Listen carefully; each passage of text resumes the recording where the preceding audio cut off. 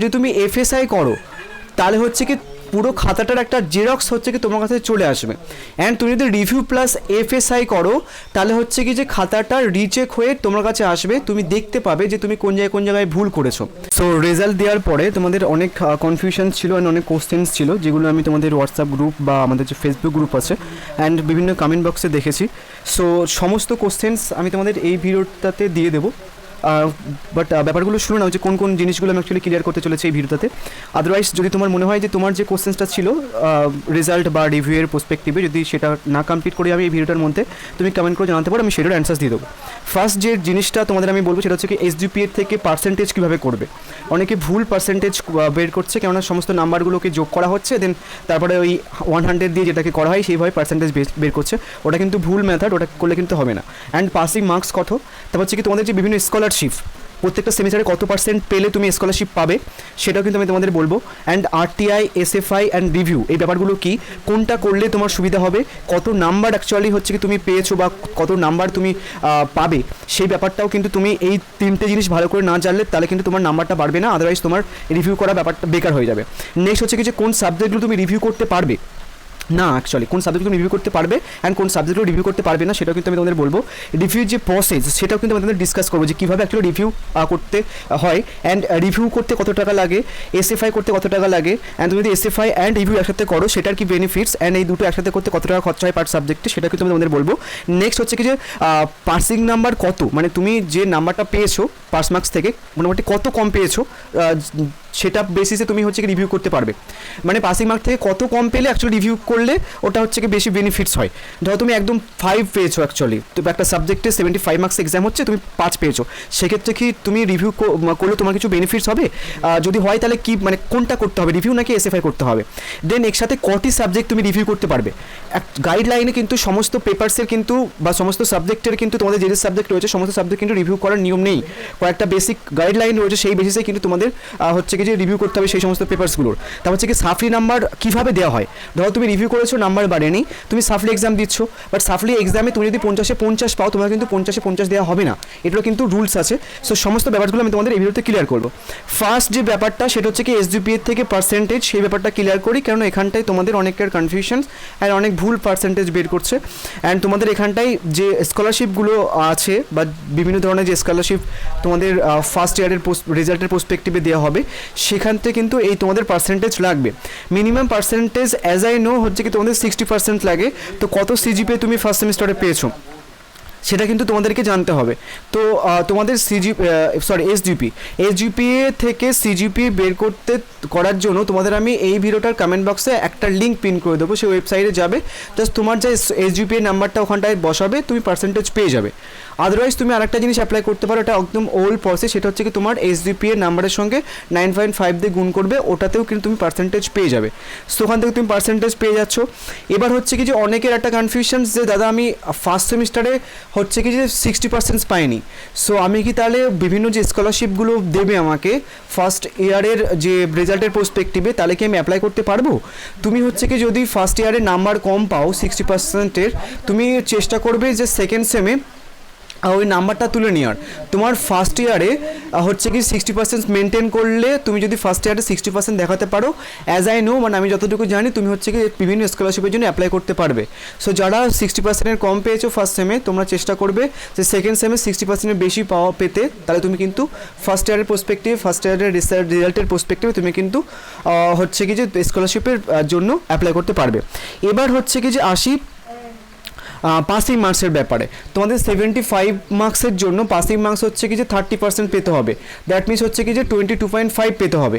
75 মার্কসে যে পরীক্ষা যে সাবজেক্টগুলোর পরীক্ষাগুলো হয়েছে 75 মার্কসে তোমাকে 22.5 পেতে হবে। অ্যান্ড যে সমস্ত পরীক্ষাগুলো 50-এ হয়েছে সেখানটার পাসিং মার্ক হচ্ছে কিছু 15। সো এবার দেখে নেবে তুমি পাসিং মার্কস থেকে কত কম পেয়েছো, দেন তারপরে কথাগুলো শোনো। এবার হচ্ছে কি যে আসি আরটিআই, এসএফআই অ্যান্ড রিভিউ ব্যাপারটা কি। এখানটায় প্রচণ্ড ভাইরাল একটা ব্যাপার, এই পোর্শনটা তোমাকে ভালোভাবে বুঝতে হবে। আরটিআই এর ফুল ফর্ম হচ্ছে কি রাইট টু ইনফরমেশন, এটা হচ্ছে কি 2005 অ্যাক্টের মধ্যে পড়ে। এটা দিয়ে তুমি যে কোনো ইনফরমেশন, অফিসিয়াল ইনফরমেশন হোক বা যে কোনো ইনফরমেশন তুমি কিন্তু আরটিআই করে জানতে পারবে। অ্যান্ড এফএসআই অ্যান্ড রিভিউ এই আরটিআই এর মধ্যেই কিন্তু পড়ে। অ্যান্ড এফএসআই এর ফুল ফর্ম হচ্ছে কি যে ফর সেলফ ইন্সপেকশন। রিভিউ হচ্ছে কি অ্যাকচুয়ালি ওই তোমাদের যে নোটিফিকেশানটা অ্যাকচুয়ালি দেবে রিভিউয়ের জন্য সেটা কিন্তু রিএক্সামিনেশন বলে আসবে। সো রিএক্সামিনেশন মানে হচ্ছে কি খাতা রিচেক বা রিভিউ, ওটা কিন্তু একই। তোমরা কিন্তু প্যানিক করবে না ওই ব্যাপারটা নিয়ে যে রিএক্সাম এখনই হচ্ছে কি যে দিয়ে দিলে নোটিশ, ওরকম কিন্তু নয়।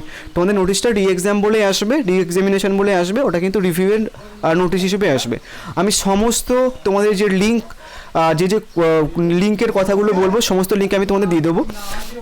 সো এবার আসি এফএসআই। সো এফএসআই এর ব্যাপারটা কি, এফএসআই হচ্ছে কি যে তোমাকে খাতা অ্যাকচুয়ালি হচ্ছে কি যে তোমার একটা জেরক্স, তুমি যে পরীক্ষাটা দিয়েছো যে খাতায় তুমি যে অ্যান্সার্সগুলো লিখেছো সেটার খাতা তোমার কাছে পৌঁছে যাবে যদি তুমি এফএসআই করো। যদি তুমি রিভিউ করো, রিভিউ আর এফএসআই এর মধ্যে ডিফারেন্সটা ভালো করে বোঝো। তুমি যদি রিভিউ করো তাহলে হচ্ছে কি তোমার খাতা হচ্ছে কি যে অন্য একটা এক্সামিনের কাছে যাবে অ্যান্ড তিনি রিচেক করবেন, অ্যান্ড যদি নাম্বার বাড়ে তো বাড়বে, আদারওয়াইজ যদি কমে তো কমবে, অ্যান্ড সেই নাম্বারটা তোমার রেজাল্টে আপডেট হয়ে ফিরে আসবে। ওকে, এটা হচ্ছে কি রিভিউয়ের প্রসেস। অ্যান্ড যদি তুমি এফএসআই করো তাহলে হচ্ছে কি পুরো খাতাটার একটা জেরক্স হচ্ছে কি তোমার কাছে চলে আসবে।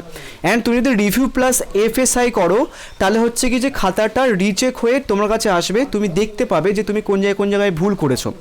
এবার রিভিউ করতে কত টাকা লাগে, রিভিউ করতে মোটামুটি 100 থেকে 110 টাকা লাগতো, এখন জানি না কত টাকা লাগছে, বাট ওরকমই লাগবে। অ্যান্ড তুমি যদি রিভিউ প্লাস এফএসআই করো তাহলে কিন্তু তোমার পার সাবজেক্ট 500 রুপিস মতো লাগবে। এবার হচ্ছে কি বেনিফিটসটা বলি রিভিউ অ্যান্ড এফএসআইয়ের। যাদের অনেকে এরকমভাবে কমেন্ট করেছিলে যে দাদা আমি খুব ভালো লিখেছি, আমি সমস্ত অ্যান্সার্স লিখে এসেছি, বাট আমি হচ্ছে কি যে নাম্বার কম পেয়েছি, এই সমস্ত কনফিউশনসগুলো যাদের রয়েছে তারা হচ্ছে কি রিভিউ প্লাস এফএসআই করবে। তাহলে তুমি খাতাটা দেখতে পাবে যে তুমি কোন জায়গায় ভুল করেছো, তোমার দোষে নাম্বারটা কম এসছে নাকি তুমি যে অ্যান্সার্সটা লিখেছো তার দোষে নাম্বারটা কম এসছে। এটা তো একটা বেনিফিটস পাচ্ছ, তুমি বুঝতেও পারবে, নেক্সট সেমিস্টার ওগুলো কারেকশনস করে নেবে। আর একটা বেনিফিটস সেটা হচ্ছে কি যে অনেক সময় তোমরা খেয়াল করে দেখবে বিভিন্ন ইউনিভার্সিটির খাতা হারিয়ে ফেলে। সো সেই ক্ষেত্রে তুমি যদি এফএসআই করো তোমাকে তো নর্মালি ইউনিভার্সিটিকে বাধ্য হয়ে খাতাটা দিতে হবে তোমাকে। যদি খাতা খুঁজে না পাই ইউনিভার্সিটি বাধ্য হয়ে তোমাকে বেশ খানিকটা নাম্বার হচ্ছে কি দিয়ে দেবে, আদারওয়াইজ কোনো একটা প্রসেস বার করবে। সো এটা কিন্তু বেনিফিটস এফএসআই প্লাস রিভিউ করা।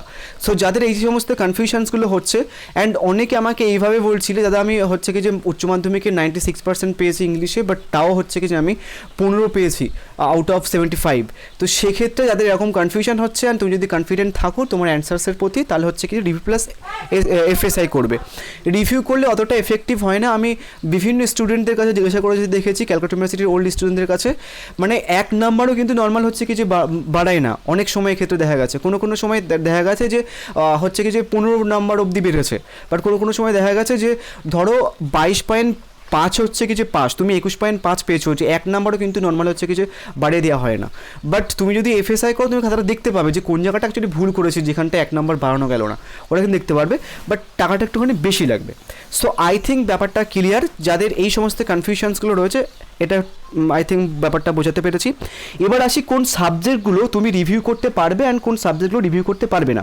এখানটায় দেখো 17 নম্বর পয়েন্টে একটা পয়েন্টস আছে, এখানটায় ক্লিয়ারলি মেনশনস করা রয়েছে যে সমস্ত পেপারসগুলোতে এমসিকিউ ছিল সেই সমস্ত পেপারসগুলো তুমি রিভিউ করতে পারবে না। সাবজেক্টসগুলো মেনশনস করে দেওয়া রয়েছে, মানে পেপারসগুলো তোমাদেরকে মেনশনস করে দেওয়া রয়েছে যে আইডিসি, এইসি অ্যান্ড সিভিকের মধ্যে 2টো পেপার ছিল, মানে হচ্ছে কনস্টিটিউশনস ভ্যালু অ্যান্ড ইএনভিএস, এই 2টো পেপার, টোটাল 4টে পেপার হচ্ছে কি তুমি রিভিউ করতে পারবে না। প্র্যাকটিক্যাল এবং টিউটোরিয়াল এবং প্রজেক্ট ওয়ার্ক এইগুলো কিন্তু তুমি রিভিউ করতে পারবে না। তাহলে কী বললাম, কোন জিনিসগুলো তুমি রিভিউ করতে পারবে না বা কোন পেপারগুলো তুমি রিভিউ করতে পারবে না। একটা হচ্ছে কি আইডিসি পেপার তুমি রিভিউ করতে পারবে না, এইসি মানে কম্পালসারি ইংলিশ সেটা রিভিউ করতে পারবে না, ইএনভিএস তুমি রিভিউ করতে পারবে না, কনস্টিটিউশন ভ্যালু রিভিউ করতে পারবে না, অ্যান্ড বিভিন্ন যে প্র্যাকটিক্যালগুলো অ্যান্ড টিউটোরিয়াল এক্সামগুলো হয় কলেজে সেটাও কিন্তু রিভিউ করতে পারবে না, প্রজেক্ট ওয়ার্কও কিন্তু তুমি রিভিউ করতে পারবে না। বাকি যে পেপারসগুলো রয়েছে সেই পেপারসগুলোর মধ্যে তুমি অনলি 2টো পেপারস, ভালো করে শুনে নাও, অনলি 2টো পেপারস তুমি রিভিউয়ের জন্য অ্যাপ্লাই করতে পারবে। বাট আমি বিভিন্ন স্টুডেন্টের কাছে শুনে দেখলাম তুমি এফএসআই কিন্তু সমস্ত পেপারসের ক্ষেত্রে করতে পারো, বাট রিভিউ হচ্ছে কি 2টো পেপারসের জন্য তুমি করতে পারবে। এবার হচ্ছে কি এই ব্যাপারটা আই থিঙ্ক সবার কাছে ক্লিয়ার হয়ে গেছে। এবার রিভিউয়ের যে প্রসেস সেটা একটুখানি বলে দিই। তুমি এই ভিডিওটার কমেন্ট বক্সে হচ্ছে কি একটা লিঙ্ক পাবে, সেই লিঙ্কে হচ্ছে কি তুমি যখন যাবে তখন হচ্ছে কি যে লিঙ্কে ক্লিক করার পরে তোমার কাছে অনেকগুলো অপশান চলে আসবে, সিসিএফ, সিবিসিএস, 1+1 এরকম টাইপের। সিসিএফে যখন তুমি ক্লিক করবে ওখানটায় আরও অনেকগুলো পয়েন্ট চলে আসবে ফর্ম সাবমিশনস বলে। সো তোমাকে ফর্ম সাবমিশন করতে হবে। কীভাবে করতে হবে, তুমি ওই লিঙ্কে ক্লিক করার পরে তোমার রেজিস্ট্রেশন নাম্বার অ্যান্ড কিছু ক্যাপচার কোড দিতে হবে, ওটা যাবে তুমি। অ্যান্ড যাওয়ার পরে হচ্ছে কি তোমার কাছে সাবজেক্ট চলে আসবে, তোমাদের ওই তোমার নিজের যে রেজিস্ট্রেশন, তোমার যে সাবজেক্টগুলো সেই সাবজেক্টগুলো তোমার সামনে চলে আসবে। অ্যান্ড সেই সাবজেক্ট তুমি ক্লিক করবে, সেখান থেকে ক্লিক করার পরে তোমার ওটা অ্যাপ্লাই হয়ে যাবে। অ্যাপ্লাই হয়ে যাওয়ার পরে তুমি ওই ফর্মটা বের করবে, বের করার পরে কলেজের ফর্মটা জমা দেবে, সাথে হচ্ছে কি ফিসটাও জমা দিতে হবে কলেজের যে অনলাইন পেমেন্ট সাবমিশনের যে ওয়েবসাইটটা দেবে বা যে প্রসেসটা দেবে, সেখানে তোমাকে কিন্তু কলেজে গিয়ে ফর্মটা সাবমিশন করতে হবে। এখন যেহেতু কোনো রকম রিএক্সামিনেশন বা রিচেক বা রিভিউয়ের কোনো রকম ওয়েবসাইট ওপেন নেই, আমি সেটা দেখাতে পারছি না। যখন দেবে আমি তোমাদের ওই প্রসেসটাও দেখাবো। আমি তাও হচ্ছে কি যে কোন জায়গাটায় তোমাদের নোটিফিকেশানটা আসবে, রিএক্সামিন বা হচ্ছে কি রিভিউ বা এফএসআই যে নোটিফিকেশানটা কোন ওয়েবসাইট আসবে সেটার লিঙ্ক, প্লাস কোন ওয়েবসাইটে গেলে তুমি হচ্ছে কি যে রিভিউয়ের জন্য অ্যাপ্লাই করতে পারবে সেটার লিঙ্ক আমি তোমাদের এই ভিডিওর কমেন্ট বক্সে পিন করে দিচ্ছি। সো প্রসেসটা আই থিঙ্ক ব্যাপারটা বোঝা গেছে, খুব একটা ইজি প্রসেস নয়, তোমরা নিজেরা চাইলে করতে পারো, আদারওয়াইজ আমি একটা ভিডিও করে দেবো। এবার আসি যে মানে 5 নম্বরের কত কম পেলে তুমি রিভিউ করবে। দেখো, যার এটা মনে হচ্ছে যে নর্মালি আমি খুব ভালো লিখেছি, আমি কনফিডেন্ট আমার অ্যান্সার্সের প্রতি, বাট আমি হচ্ছে কি 75 মার্কসে পরীক্ষা হয়েছে, আমি হচ্ছে কি যে 5 পেয়েছি বা 7 পেয়েছি, সব থেকে কম হচ্ছে কি যে এটাই আসে যে 5-7 পেয়েছি বা কিছু। অ্যান্ড অনেকে হচ্ছে কি তোমার 5 মার্কসের থেকে 1 নাম্বার 2 নাম্বার কম পেয়েছে, সবার জন্যই বলছি আমি। বা যারা বেসিক্যালি ওই যে বলছে একদম পুরো 75 মার্কসের আমার কনফিডেন্ট আমি অ্যান্সার্সের প্রতি, তাদের ক্ষেত্রেও বলছি সবাই ভালো করে শুনে নাও, যারা 5 থেকে 5 মার্কসের কম পেয়েছো, মানে 21.5 পেয়েছো, তাদের সবার জন্য বলছে। তোমরা হচ্ছে কি যদি কনফিডেন্ট থাকো তোমাদের অ্যান্সার্সের প্রতি, তোমরা হচ্ছে কি যে এফএসআই প্লাস রিভিউ করবে, ওটা তোমার খাতা দেখতে পাবে তুমি কোন জায়গায় ভুল করেছো, বা যদি ইউনিভার্সিটি কোনো ভুল করে সেটা কিন্তু তুমি দেখতে পাবে।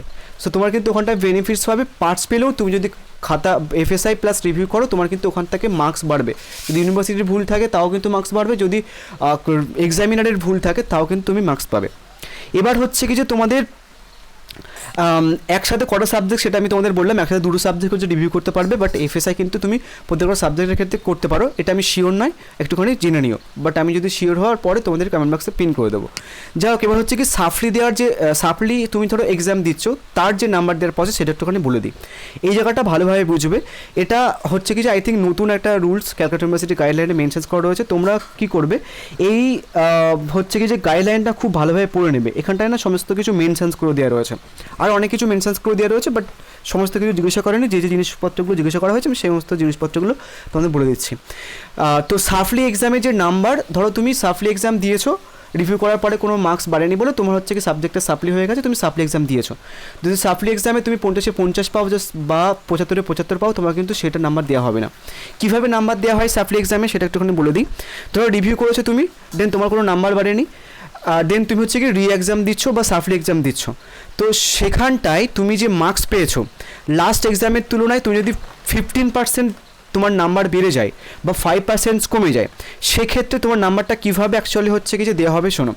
প্রথমে তোমার যে খাতাটা দেখেছিল যে এক্সামিনার, অ্যান্ড যে পেপারটা তুমি সাপ্লি পেয়েছো ওটা তো প্রথমে একজন এক্সামিনার খাতা দেখেছে, অ্যান্ড তুমি যখন নেক্সট যখন তুমি রিভিউ করেছো আর একটা এক্সামিনার কাছে খাতাটা গেছে, নেক্সট তুমি যখন সাপ্লি এক্সাম দিচ্ছ আর একটা এক্সামিনার কাছে খাতাটা গেছে, তো 3টে এক্সামিনার 3 রকম হচ্ছে কি তোমাকে মার্কস দেবে।